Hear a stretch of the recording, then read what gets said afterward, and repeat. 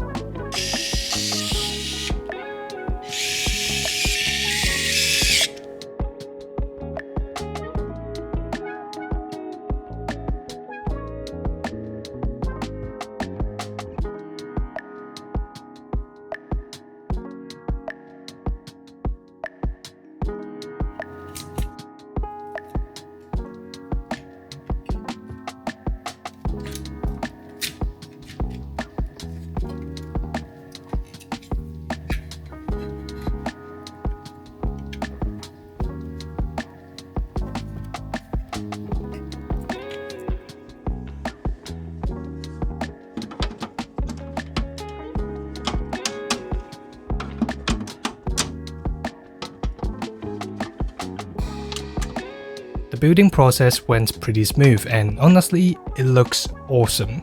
Except there's one problem, the cables. They looked completely out of place, and to fix that, I 3D printed this custom I/O cover and it works like a charm. The ugly cables are completely hidden. On top of that, I've also done some minor mods to my PC. I have covered the front I/O cables in white sleeving, swapped the PCIe slot covers into white ones, and even wrapped the connectors with white tape. Honestly, I have no idea why the Tower 300 doesn't come like this stock. These tiny details take the aesthetics to another level. Now that the build's aesthetic is on point, let's see if it performs. I wanted to squeeze maximum performance out of this hardware, so I didn't run stock settings. I tuned both the processors and the RAM. The 14700K is undervolted, which helps with thermals and reliability, and I'm running it with 48GB of DDR5 at 72 megatransfers per second in Gear 2. For the 9950X3D, I set up a custom PPU overclock and pushed the memory even further. 48GB of DDR5 at 8000 megatransfer per second running in Gear 4 to minimize that memory latency. Alright, let's look at the theoretical performance. In 3DMark's CPU profile, the 9950X3D beats the 14700K by 23.5% in max spreads. In Cinebench R23, that multi-core gap widens to over 30%. Basically, for 3D rendering or video editing, the Ryzen 9 is unbeatable. But the single core gap is tighter, only about an 8 to 10% difference. That might sound small, but in the world of gaming, that 10% can make a world of difference. However, that's all theoretical. Gaming relies on more than just single core performance. It's also about cache size and memory performance. Now, let's see what that extra 3D V-cache actually does. I'm comparing these CPUs game by game.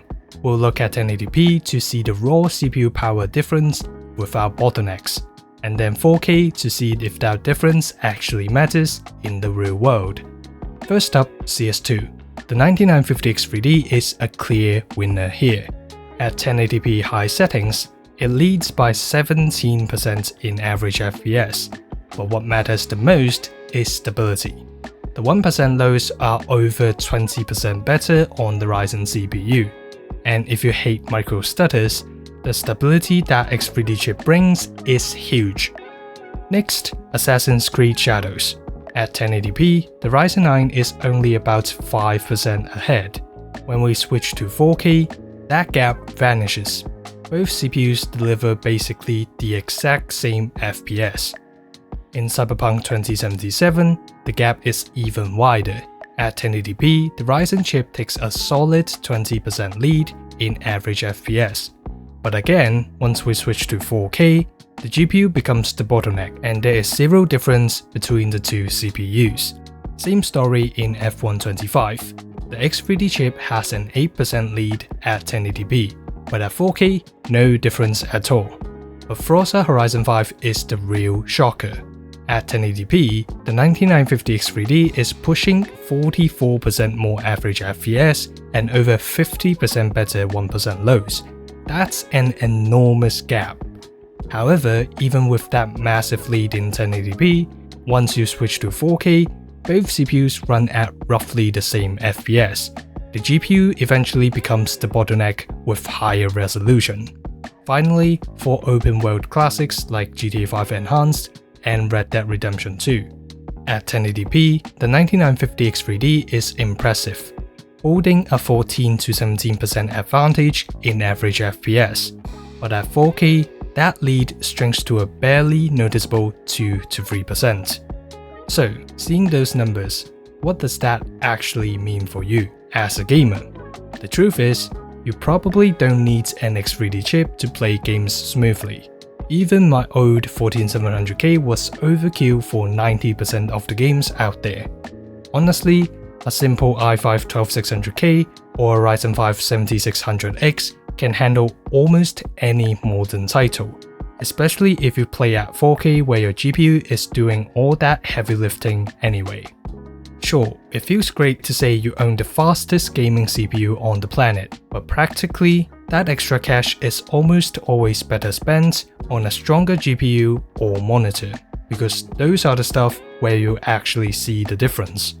But hey, if you're chasing absolute peak performance or you're just super rich, then yeah, go for the X3D chips. Anyways, it's been fun upgrading my own PC build, and I hope you enjoyed seeing this build come together. Do me a huge favor and hit that like button, it really helps the channel out. And let me know in the comments below, would you rather have a X3D chip or a 5090? Thanks for watching, I'll see you in the next one.